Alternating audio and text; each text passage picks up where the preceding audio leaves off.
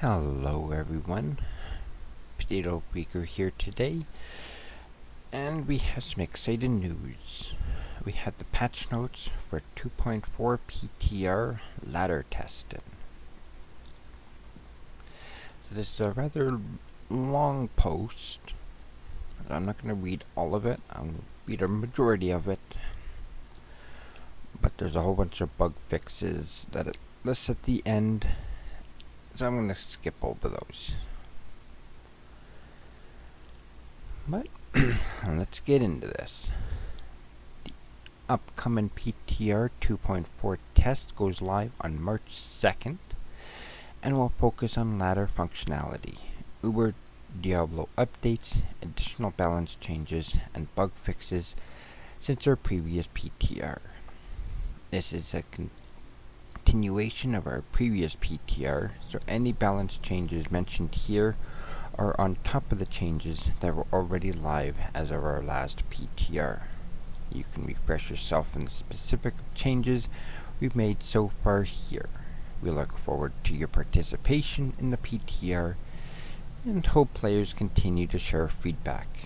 With your help, we continue the legacy of making Diablo 2 Resurrected the ARPG we all cherish. PTR focus and details. Heroes of Sanctuary.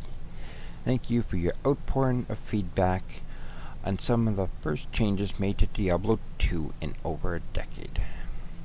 We return to you with adjustments to those changes based on your thoughts, opinions, and survey answers.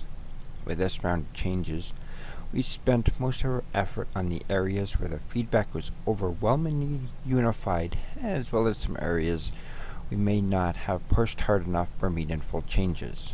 We would love to hear more of your thoughts on these iterations. As we progress in this PTR, please be aware that there may be periodic maintenance, outages, hotfixes, or minor patches. All of these changes implemented in this PTR are not set in stone. We want to gauge reception and feedback on these changes before we make them final for live. We encourage our PTR participants to explore and play the following updates: Ladder Season, Diablo updates, various balance updates. And submit some bugs and feedback. So some exciting news here. Ladder and Diablo. Ladder testing. We are excited to invite you all to test the ladder functionality on PTR. The Diablo 2 Resurrected ladder launch represents an optional rank competitive system of the game through a series of modes available to select with a fresh ladder specific character. Each mode will have their own ladder board where players compete to strategically gain experience within a limited time frame while having access to ladder specific content. When the ladder season ends, leaderboards will reset, transitioning characters to non-ladder mode, giving players an opportunity to store their hard-earned treasured loot as a new ladder season awaits them. For PTR test, we would love you to focus your attention on the presentation of the ladder in the front end and the way the new balance changes impact ladder play. Feature details. Ladder is now available for testing, and the team will be emulating a ladder season start and end during the PTR. Players can use /ladder and /help-ladder chat commands to retrieve season start and end information.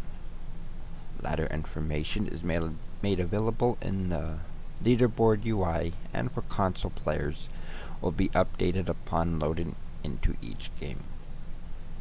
At the end of the season, your ladder character will be converted to non-ladder character, along with any ladder exclusive items your character has equipped or in their inventory. Once the season ends, you will have until the start of the season after next to retrieve items from your seasonal ladder shared stash tab to bring into your normal online play. For example, when Season 1 ends, you have until Season 3 begins to retrieve items from your Season 1 stash. Any items not retrieved will be lost forever. That gives you like 4 months to get the items out of that stash. That's a decent amount of time. That all sounds pretty good. This is the change I was really looking forward to. Uber Diablo changes. The way that players summon Uber Diablo in Diablo 2 Resurrected today will remain the same as it was first introduced in version 1.0 by selling Stones of Jordan rings. However, we have made some changes to how and where that progress is calculated, and we hope that will make the experience better for the entire community. We're eager to hear your feedback. Uber Diablo progress for each game type will now be kept by the regional database.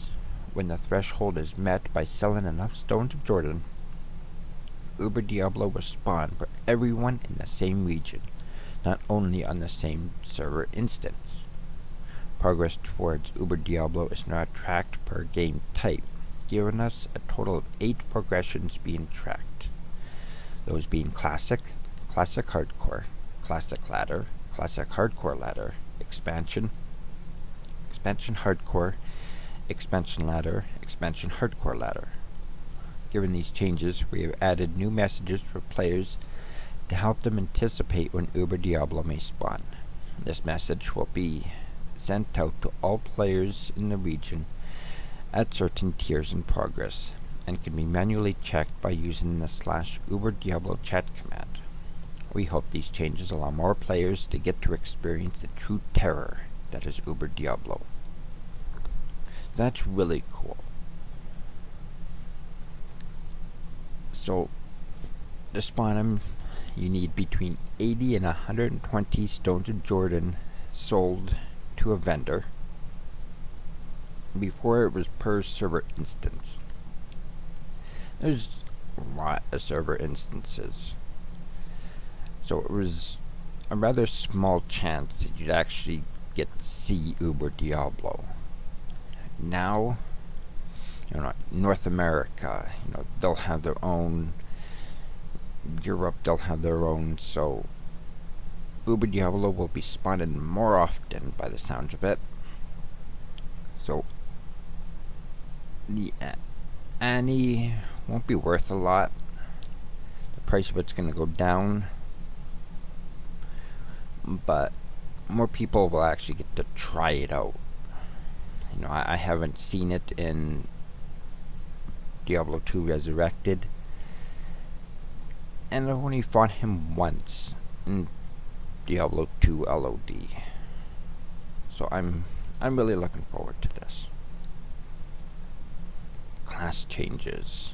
Amazon. Impale. Animation speed for Impale increased by 30%. That's quite nice. Impale was rather slow. Everyone would make fun of it. No one would use it because it was just way too slow. Hopefully 30% is enough. Plague Javelin. Plague Javelin poison duration is no longer fixed at 3 seconds as it was in the previous PTR, but its duration and damage scale have been adjusted compared to live. This should net out to a 20% damage per second increase at level 1 and up to 33 damage per second increase at max damage. So it sounds like it got a little bit of a nerf, but I'll have to see how that works out. I think everyone was liking the 3 seconds though. There's a couple other skills that they were hoping would get that same treatment. Multi-shot added synergy from guided arrow plus 12% physical damage per level, and that's really nice for the physical boson. Emulation arrow, cooldown reduced by 40%. Once again, that's huge. That one had a really long cooldown. Emulation arrow just wasn't much fun to use. It did nice damage, it was a really nice skill. But the cooldown was just way too long. Guided arrow, added synergy from multi-shot, plus 12% physical damage per level. Once again, that's really nice for physical bosons. Strafe, synergy from multi-shot, plus 5% physical damage per level.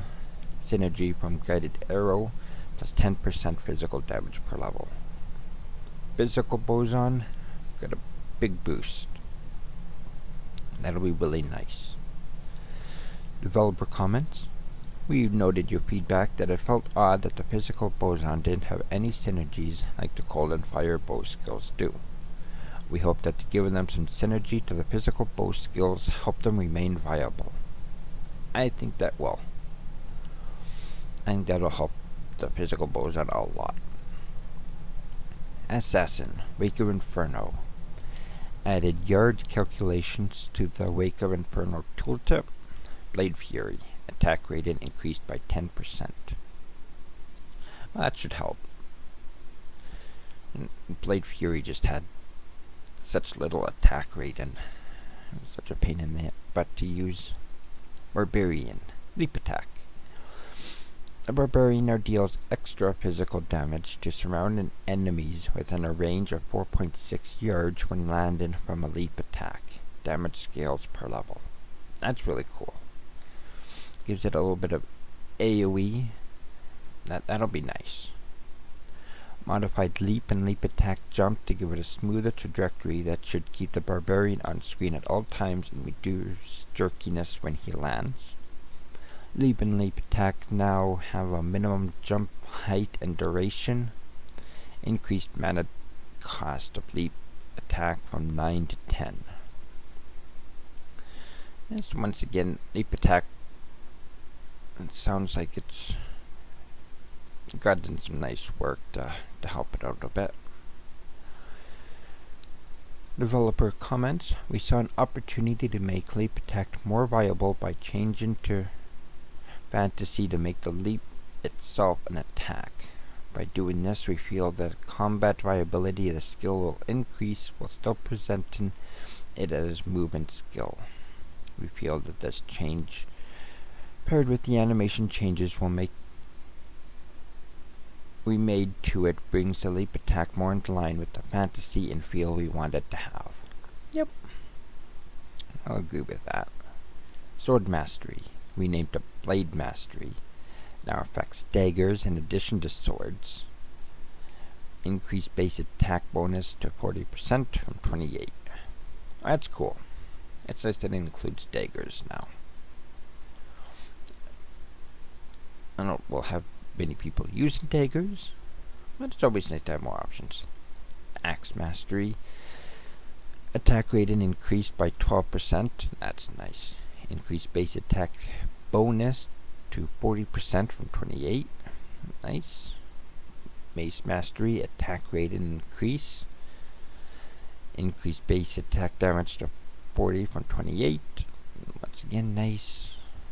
Polar Mastery, increased base attack bonus to 44 from 30. Spear Mastery, increased base attack bonus to 44% from 30. Nice. And Thorn Mastery, increased base attack bonus to 40% from 30. Added chance to not consume quantity per level, up to 50%. That's huge. Critical strikes with thrown weapons now replenishes quantity. These two are huge for Thorn Mastery. I know this was something a lot of content creators were asking for, and it's really nice that they listened. Hopefully now you won't have to go to town, after 2 minutes using double throw. The Macrobio did come up with a solution for this a little bit, using Double Throw and Frenzy get you out of town a little longer, but this should definitely help a huge amount. Developer comments: Barbarians run out of thrown weapon quantity far too quickly. Add in chances to not consume as well as chance to replenish will allow a thrown Barbarian to be viable without having to return to town frequently. I will have to test it out just how quickly they run out now, but that's awesome. Druid Armageddon: remove the hurricane skill requirement for Armageddon. Increase the missile damage radius of Armageddon by 33% from 3 to 4. Increase the missile drop rate of Armageddon by about 30%, from roughly 3 per second to roughly 4. And that's huge for Armageddon. You now get to save a whole bunch of skills because you don't have to go through the wind. Increase the radius and the missile drop rate. That's actually pretty good for Armageddon. Druid once again gets a nice buff. Summoning: Druids can now have Spirit Wolves, Dire Wolves, and all bears all summoned at the same time. This will make a lot of people very happy. The Summon Druid, I was so disappointed, when you first play him. After playing a Necromancer, you get all these summons, and you go to the Summon Druid, and you barely got to summon anything. So this is huge. I really like this change. Developer comments: the restriction of the Druid being allowed only one type of summonable at the time has restricted the viability of this build, and this has hampered the fantasy of a Druid summoner from living up to its full potential. We feel that a Druid being able to summon all his allies at once will make for a more interesting and fun playstyle. Completely agree. Werewolf now only uses a new attack speed calculation that was originally introduced in the PTR. Kinda saw that coming. Raised Werewolf attack speed cap from plus 75% to plus 150%. Hopefully that's enough. Yeah, hopefully I have to see how much that helps, but Fury: increased speed between attacks by 40%. Werebear now only uses the new attack speed calculation that was originally introduced in the PTR. Raised Werebear attack speed cap from plus 75% to plus 150%. Damage bonus per level increased from 8 to 15%. Base defense value increased from 25 to 40%. Defense bonus per level increased from 6 to 10%. Cannot be interrupted while performing attacks or skills. Maul now grants plus 3% attack speed per charge. Well, those sound decent, I think. I'll have to see what the attack speed cap is like. But everything else sounds quite nice, especially the cannot be interrupted. Developer comments: we debated on the best way to bring shapeshifting druids forward. After much discussion, we are going to commit to the modern way of calculating attack speed for the wereforms. We have rebalanced the werewolf to allow that form to reach even faster speeds than it could previously. As for Werebear, we want to deliver on the fantasy of a powerful, unstoppable killing machine. We've introduced uninterruptible attacks and skills, as well as increased damage and defense. While this will change the way players have played the Werebear in the past, we feel like it is more in line with the intended fantasy. For players who love their fast Werebear attacks, we've added attack speed bonuses to Maul, but we also hope the new werewolf changes will offer them the same style of play It is now the faster form. It definitely sounds like they've done what they were hoping. Test and we'll see if it achieved it, but it definitely sounds decent. Necromancer, Blood Golem. 20% reduction in mana cost applied per level. Attack damage increased by 20%. I still don't see a lot of people using Blood Golem.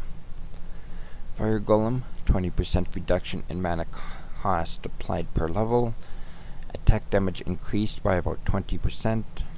Holy Fire level bonus per level restored to 1 from 2. Yeah, I still don't see a lot of people using it. Maybe. Fire Golem will have an increased chance over blood, but I think a lot of people are still going to be using clay or iron. Although there's nothing for the mages. I was hoping they did change the skeleton mages, give them a bit more damage, but... Developer comments. We've heard your feedback. The golems don't feel viable enough as skills.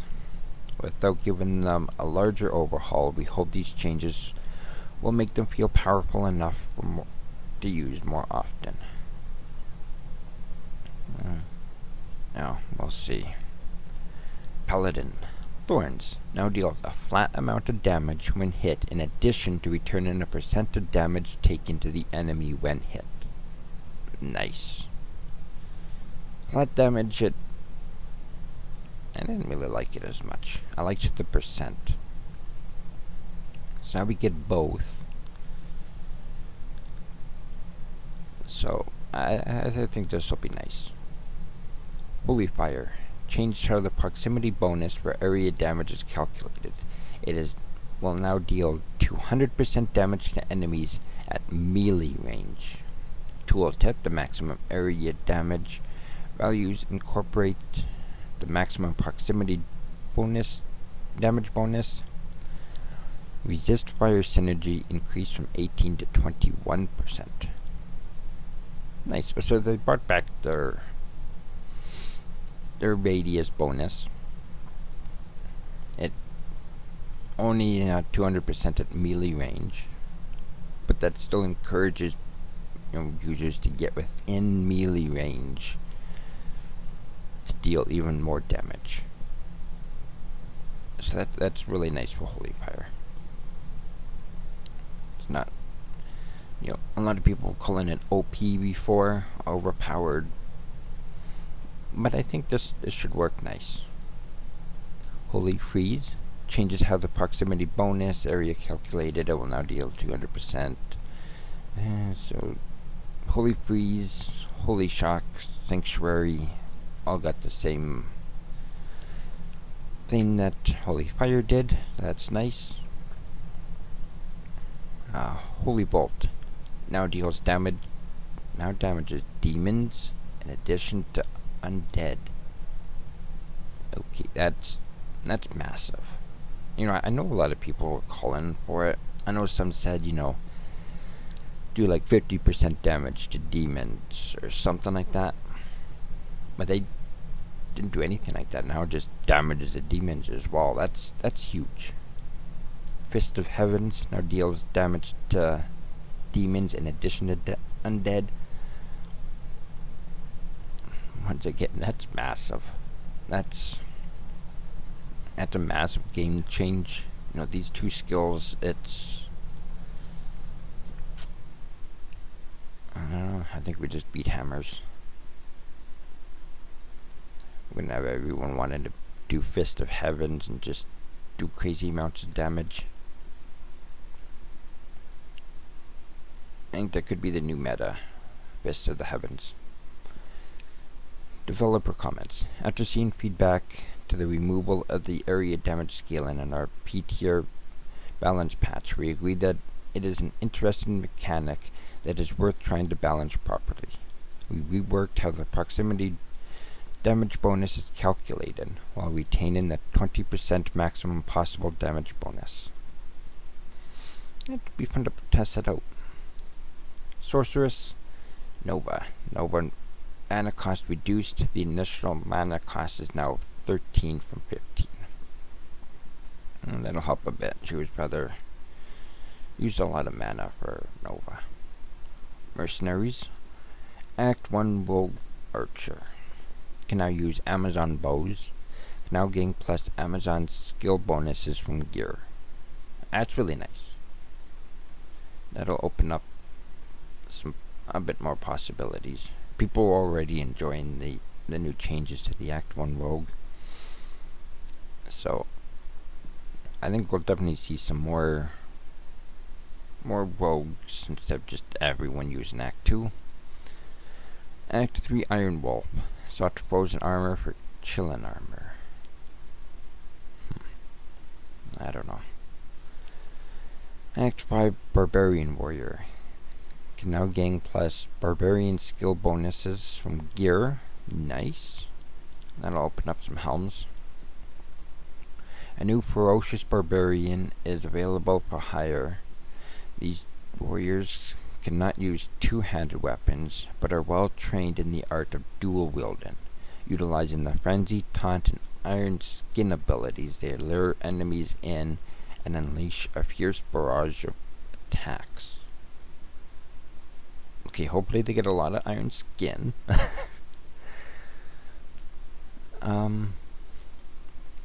Now with the Barbarians, previously when they were using a two-handed or one-handed weapon, they got to do double damage from that weapon. So I'm assuming I wonder how they're gonna do that. If they're still gonna keep that in and then change it for these guys. I don't know. We'll have to see that out, test it out. It definitely sounds interesting. I think this could be fun to play with too. Dual wielding two swords to use frenzy.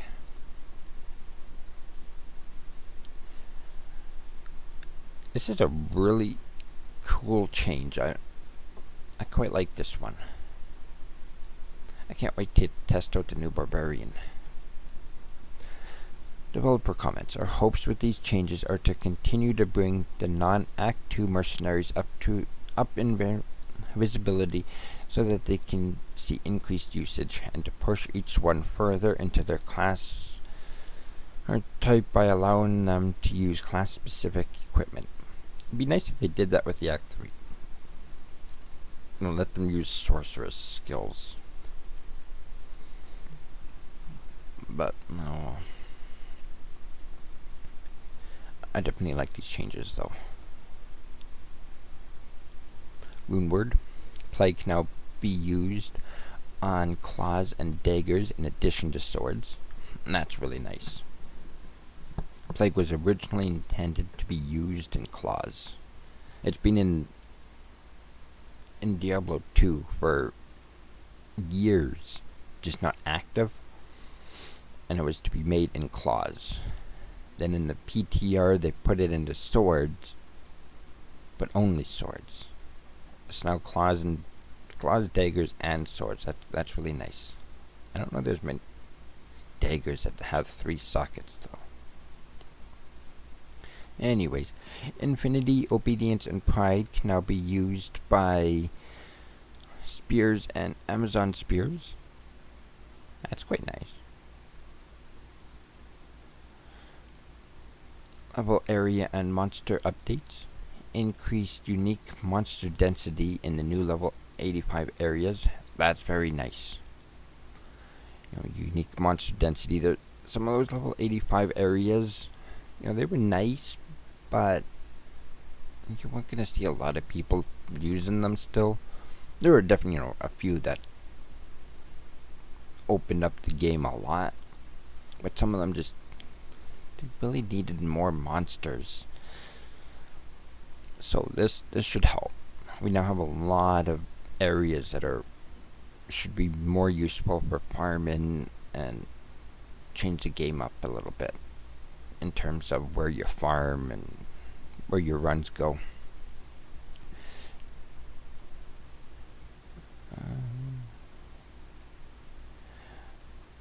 Okay, so now we get into the missed updates and bug fixes and things like that. I'm not gonna read all these. There's just way too many. But with the Barbarian bug fix, fixed an issue with a Grim Ward synergy from Find Potion wasn't functioning. That'll be nice. I still don't see a lot of people using Grim Ward, but it'll help a bit. Anyways, I can see why this PTR took so long to get to release. It made some rather large changes with some of what they were doing. I think the Druid got a huge boost. Uber Diablo is super nice. I cannot wait to go against him again. Boson, the physical Boson, she's been helped a lot. Barbarian, he's seen some interesting changes. The Paladin, he's got some massive changes. The Mercenaries, I like the changes there. All in all, this is a very nice patch, and Ladder Season 1 is just going to, it's going to be huge. Now, Project Diablo 2, they changed a lot of skills and changed things about, which the community loved. And I can see people loving Diablo Resurrected again. It's going to be fun to test all of this out. So, on March 2nd when it drops, I'm going to be doing some testing. Hope all of you will as well. Let me know in the comments down below on which changes you you're most excited about. And thanks for watching. Don't forget to like and subscribe, and I hope to see you in the next video. Thank you and goodbye.